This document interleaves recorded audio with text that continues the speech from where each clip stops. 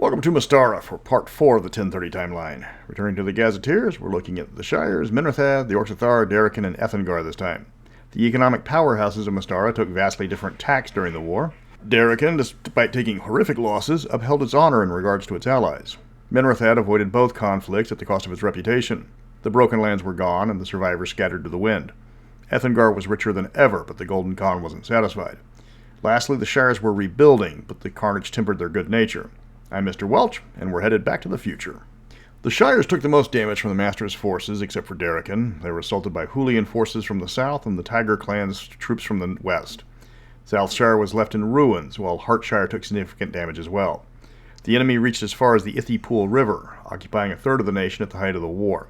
Entire clans went missing. Cities were left depopulated. When assistance came in the form of Irendi and Karamikan armies, the bitter fights to reclaim the Shires destroyed many of the villages occupied by the Tiger Clan. The sheriffs realized their current government was too fragmented to act in a national emergency. A new position was created, that of Shire Protector. This executive officer has no political power unless a nationwide emergency is declared, in which case the sheriffs yield power to him. The Protector is named well in advance and is unanimously selected by all sheriffs. When the emergency is over, the Protector's authority returns to the sheriffs, and government reverts to normal. The relevant sheriff will still handle internal disasters, while the others lend a hand as needed. That way, there is always just one leader handling emergencies rather than a committee. Another problem that had to be solved was the freelancers that helped the Hen, with mixed results. All eyes were firmly on the draconic lush, Fursdrag, who slaughtered the Master's forces by the thousands and accidentally ruined Hen strategies with his collateral damage. The sheriffs approached numerous high-level adventurers living in the Shires in their retirement to ask them to help coordinate their use against future aggression. The numerous adventurers living in Moon Hill wondered what took so long to think of this, as they had spent their time during the war on one-man missions to fight the Master. The Tall Guard was organized. Any adventurer or similar who wished to defend their adopted homeland must work within the organization, including one very well hung-over amber dragon. The Hen rebuilt their nation through their own labors, but with the help of allies when needed. The dead could not be replaced, but settlers from the eastern section of the nation helped repopulate Southshire. Trade with the country of Salishan brought in new foods the Hen couldn't get enough of, and Salish traders were welcome guests at every village in the Shires. The war did have a unique benefit. Raids from Glantry and the Black Eagle Barony ground to a halt due to a lack of viable targets from the wizards, and von Hendrick's personal army being obliterated in the war. The Shires remained peaceful in the following decades, just as they wanted. Minrothad not only survived the wars unscathed, they profited from them. They declared neutrality, pushing their forges, farms, and craftsmen into overdrive. They sold food, weapons, and goods to both sides of the War of the Wizards and the allied forces in the War of the Master. When Thyatis burned the wheat fields of Belissaria, Minrothad ships were on their way to Alphasia with grain. When Thyatis raised multiple auxiliaries, Minrothad armed them. When the continent froze under an ash-blackened sky, Minrothad fed them. For full price, of course, plus shipping, and a convenience fee, and sales tax, plus a transportation fee, and the one more gold piece won't hurt you fee. When the wars were over, the prices stayed high. Minrothad was happy to keep gouging their neighbors for as much as possible. Darokin was half destroyed. Much of the Shire's farmland hadn't recovered. Thyatis made sure to salt the fields of Belissaria. Many nations' economies were starting to crash, but not Minrothad. But after the initial post-war reconstruction, Minrothad noticed a steep drop in demand for their products. Darokin and the Shires still weren't close to recovery, but two new mercantile states had entered the game. Rivals Minrothad wanted gone. Salishan was the name of the new Turtle Clan nation, and through the excellent leadership of their chief and the business acumen of many of their traders, they started to make a name for themselves. Minrothad had previously done business with the Turtle Clan, but now the Etrugan brought their goods to foreign ports rather than selling to international merchants. Usually the Minrothad response would be to infiltrate their rival and perform acts of sabotage or piracy.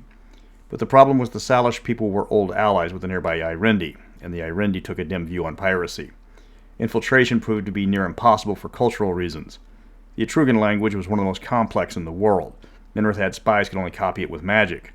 Even then, the Salish customs were foreign to the Minrothadians, making impersonating them difficult. To the east, Veslan was coming into its own. Its warriors took on the Master while its merchants moved goods down the coast into new lands. With Ostlin and Solderfjord conquered, Veslan could move goods in more significant numbers. When Minrothad attempted to stop them through normal means, they found the regular spies were dwarfed by the massive Northmen in their home ports. The average Vestlander was almost a head taller than a human from the guilds. Only the dwarves had any success, and even then in small numbers. When Minrothad resorted to piracy, the Vestlanders responded with an open war on the seas. Minrothad's losses were small but costly.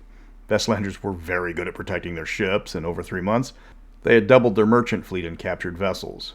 Minrothad arranged a treaty to stop the conflict and moved on to its next plan. Guildmaster Meditor has started to find it challenging to do business with many mainland nations due to the changes in the national economics. Thyatis flooded the market with Etrugan gold a few years after the end of the Wizards' War. Darokin responded by converting as much gold into their certified letters of credit as possible.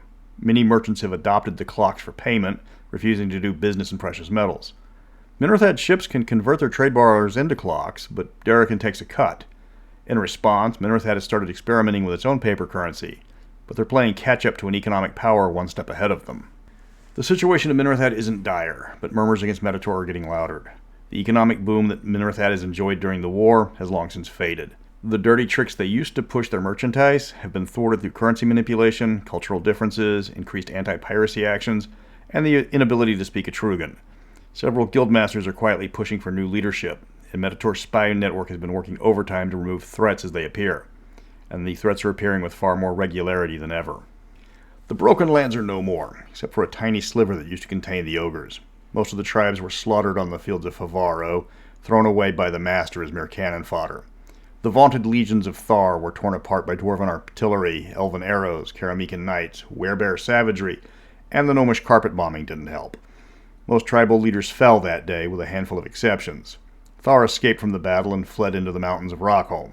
Aelbane and Queen Yazar abandoned the fight early, realizing their fate if they didn't. The Shadow Elves captured Hutai Khan during the battle, while Cole sought his fortunes in Glantry, which quickly ended up with him getting fed to werewolves. Aelbane and his ogres escaped the chaos by fleeing through the burning ruins of southern Darokin. He consulted his followers, who agreed their only hope of survival was to make themselves useful to someone. Those that disagreed were free to leave, but only a few did. While the allies were busy mopping up the Master's forces around Darokin City, the ogres managed to arrive at Athenos, where they offered to pay for transit to Thyatis. Aelbane had decided the ogres were going to be mercenaries, and Thyatis was the most understanding towards that. Rather than fight the ogres, the Darokin troops stationed in Athenos were more than happy to ship them off to another nation to be their problem. Thyatis jumped at the chance for the ogres to fight for them and used them in their conquest of the hinterlands. Aelbane died happily in his sleep 2 decades later from overindulgence. Hutai Khan's story was brief, as the Shadow Elves had to decide what to do with him. He was only alive because he knew how to find the lost city of Angmar deep in the world below. When the Shadow Elf schism occurred, Khan found himself under the control of King Telamon. The king told the Hobgoblin he would be released after taking his forces to Angmar. Khan obeyed, and when the Elf King surveyed the legendary city, he released Khan, right into the lava below.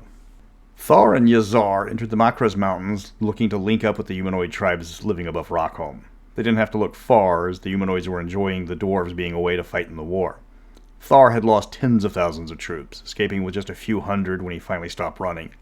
He would need to replace those losses, and more, if he wanted to become a power player again. Rockholm was far more dangerous than the Broken Lands. The dwarves were used to fighting orcs with a long history of conflict with the humanoids, and they would soon be returning. Thar would need help.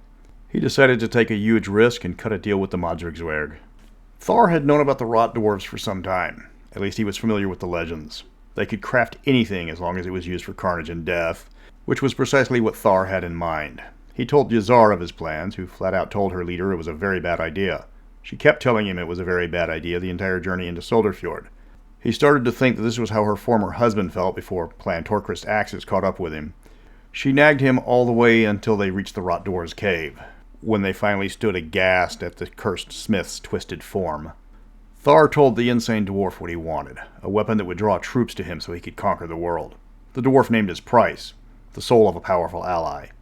Thar couldn't help but smile as Yazar screamed while her soul fueled the forge to construct his artifact. But he had what he wanted at last, the axe Worldbreaker, which no humanoid could look at and not feel the urge to follow its bearer. The mad dwarf's artifact worked all too well. Every tribe Thar came across bowed down to him. Soon his hundreds of warriors became thousands of warriors. He entered the Hardanger Mountains knowing he could find over 1 million kobolds to join his growing army. The only problem? The gnomes beat him there. Thar could only watch in horror as the kobolds fled from their cave, running from the poison gas that bellowed out from them. The gnomes bombed the kobolds from above when they were out in the open. By the time the assault was over, 100,000 kobolds remained from a nation more than 10 times that size. But they were still enough for Thar's needs. Thar confronted the surviving kobolds, and over a week conscripted most of them into his army. He needed to feed them naturally, so he led them north into the human lands. Solderfjord was easily defensible because of its numerous bodies of water to the north and east, but Thar was coming from the south. It was too late when the humans realized they were being invaded. The refugees fleeing across the border didn't even raise much of an alarm, as Vestland and Yalarum thought it was just another Solderfjord civil war and they would return once the fighting was done. Only when Thar conquered the capital did everyone realize how bad the situation was. The Solderfjordards had divided themselves by clans, and they died by clans. The lack of a central government condemned the nation to oblivion, though they fought hard and killed kobolds by the score. Thar earned himself a new kingdom, but would need to again replenish his forces before moving on to his next target. Darokin was still smoking months after the final battles were over. Huge portions of their newly renamed capital of Corwin was left in ruins. Half the nation had been burned, and everything west of the Striel River had fallen to the Master's forces. Umbarth and Tony houses, based around Lake Amsarag, were effectively destroyed when the Master sacked Axolai and Athanos, and taking most of their wealth. Corin Monty was dead, killed by Julian spears at the Second Battle of Darokin City. Most of the nation's wealth had been paid to mercenaries and foreign powers for their troops. It would be decades for the country to rebuild, but it had wisely planted the seeds of its rebirth years ago. Corwin Linton was the new chancellor, partially because of the wealth of Linton House, and partially because he was physically the closest to the surviving merchant house leaders when the war ended. At first he was honored to have the position. Then, when he learned the true devastation of the war, he was stunned. Entire cities would have to be rebuilt. The dead were in the hundreds of thousands. Usually an election would be held to determine the new chancellor, but the number of surviving councillors was still unknown, and there was no time for procedure now. Linton ordered that all indentured servants still working were under the state's control. He needed all the manpower he could get. Linton had the reputation of being a hard man. Usually this would make him an unpopular leader in Darokin, but as luck would have it, he was now the perfect man for the job. Prisoners of war were pressed into work crews to repair roads, plant crops, and rebuild the villages they destroyed. Excess labor from Salonika and other eastern cities was moved to the west to repopulate the region. He made numerous decisions that went against everything Darokin stood for, but desperate times called for desperate measures. He even spoke bluntly with Stefania Torion, sister of the Thyatian Emperor, to remind her how much Thyatis owed Darokin. His tone was mostly bluster, but he had to remind his debtors he hadn't forgotten their tabs. Slowly, Darokin reclaimed lost territory. Great effort was made to restore the capital to its former glory. The old, half-burned merchant house was torn down, and the merchant prince wizards used magic to build the new one in a single day. New merchant houses were promoted to replace the lost ones, and goods from Vestland and Salishan were welcomed across the nation. With the Shires recovering faster because of their agricultural focus and smaller size, Darokin started getting food shipments before starvation took hold. As many goods as possible were sold to the Ethengar, with the gold going to pay for more repairs.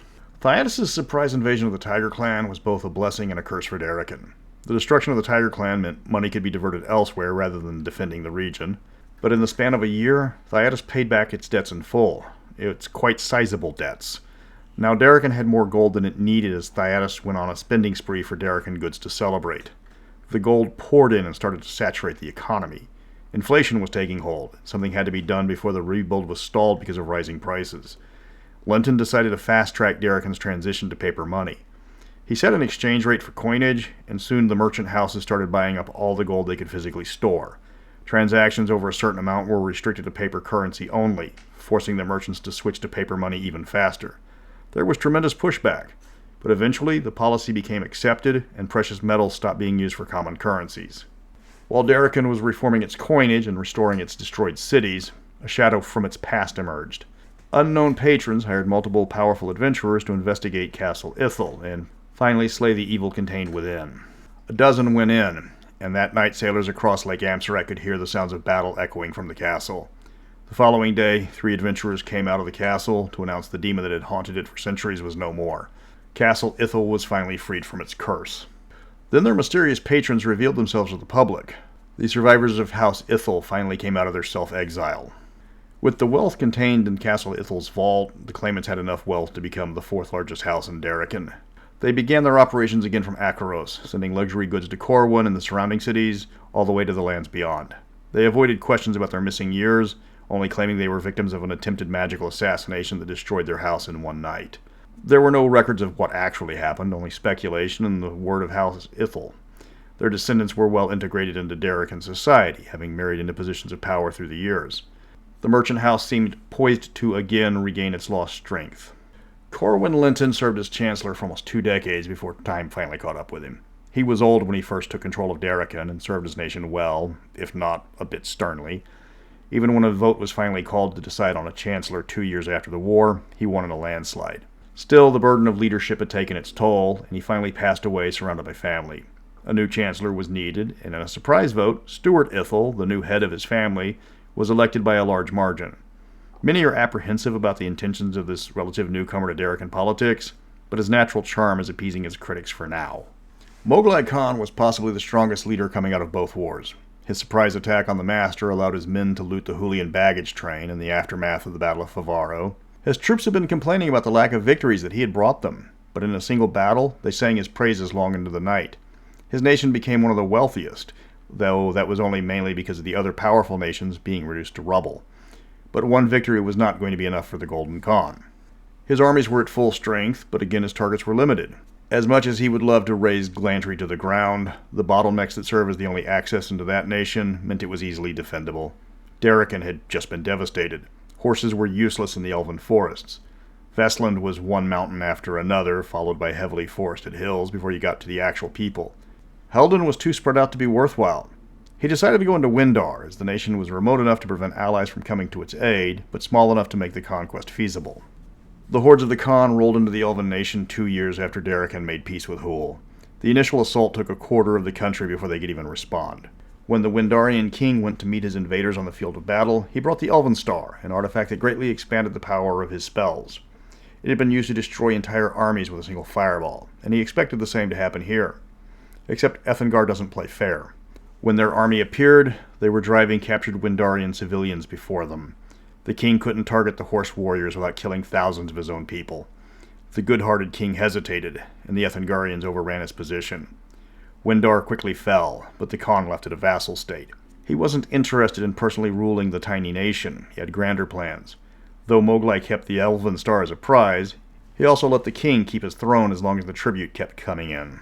When the Windarian king learned that the Golden Khan was looking to carve out an empire, he was more than happy to show Moglai a map of the nation of Dinnagoth, Windar's most hated foe. The only viable route was a narrow pass through the northern mountains, but the forces of Dinnagoth lightly guarded it, as they didn't expect any active aggressions from Windar. Past the mountains were extensive plains, with the desert holding their capital. The Khan agreed that this would be a worthy prize and ordered his men to head north, leaving a token force to garrison Windar. And the king was right. Dinnagoth was unprepared for an invasion of thousands of horse warriors. Getting through the pass required a battle with a blue dragon that was left as a guard, and while the battle was deadly, one dragon was no match for an entire invasion force. The Hakaman brought by Moglai Khan proved the tipping point, finally laying the dragon low with magic. Dinnagoth's forces consisted of humanoids and human barbarians, and mostly infantry. When the Ethengar army reached the vast open plains, Dinnagoth was doomed. The Shadow Lord's armies were used to fighting troops on the defense, not a large horde of horse archers. One by one, the towns of Dinnagoth were surrounded and either surrendered or destroyed. Their first challenge was that of the black dragon Vitriol, who was more interested in protecting his territory than fighting the Ethengar. And rather than combat the dragon, the Khan offered it tribute and proceeded north. Landrin Teriak, the Shadow Lord of Dinnagoth, was not afraid of leading his men into combat, but the Ethengar's attacks left him searching for answers to the threat. His dragons couldn't stop the horde. One died in the process, and the other one was bribed into inactivity. The wizard finally decides to resort to trickery, inviting the Khan and a retinue to meet him and negotiate terms of surrender. Teriak greets the Khan and his guards and offers to serve as a vassal state in exchange for being left alone. The Shadow Lord of Dinnagoth offers the Golden Khan of Ethengar a large chest of coins to prove his loyalty and toasts his health. The Khan accepts the Shadow Lord's terms, drinks the toast, and keels over dead. Then the actual Moglai Khan steps forward from his bodyguard standing behind his now deceased food taster and orders his bodyguard to slaughter the Shadow Lord's servants, but take him alive. Moglai Khan might enjoy hearing his praises sung, but he was no fool. After a rather short but fierce battle, the Shadow Lord found himself held down by the Khan's men. Moglai Khan watched as his troops melted down the gold that was offered as tribute, and explained to the Shadow Lord exactly what he did wrong and the error of his ways. Moglai explained in great detail why it was unwise for the uppity leader of some backwater kingdom to anger the Golden Khan. Once he was done monologuing, he had his men pour the molten gold down the Shadow Lord's throat. The Khan's sight soon fell on Hul, as he was getting older and he would have to start on his quest for immortality soon. One more great conquest should cement his gift to the immortals. Hul, since the death of the Master, was a fragmented state, with various clerics carving out their own domains. The Ethengar would ride north from Windar, hitting the hagiarchy from above, hopefully sweeping down and conquering the nation in a single push. At first it went as planned. The Ethengar conquered the states of Carson and Carcyle in days. The cleric ruling Burgadur capitulated almost immediately and swore allegiance to the Khan. But the Hulian forces guarding the western section of the nation put aside their differences and fought as one. The Ethengarians pushed forward, but the fight was slowed with winter setting in and Hul sending everything they had against them. Now the Khan will wait another year to try and finish Hul, while he attempts to find allies among the surrounding lands. Fortunately for him, the Hagiarchy has more enemies than allies. That wraps up 5 more nations for the time skip, with no dramatic sackings this time. The rebuilding continues for the war-torn nations, while the economy of the known world evolves with Darokin's monetary war with Minrothad. This leaves the Shadow Elves with New Angmar, the shattered Etrugan clans, Alphatia, and the Creature Crucibles, except for Night Howlers, which was covered in Glantry. And I might throw Sind into the mix to even out the videos. Then I'll get back to new videos. But until then, remember, he who has the gold makes the rules.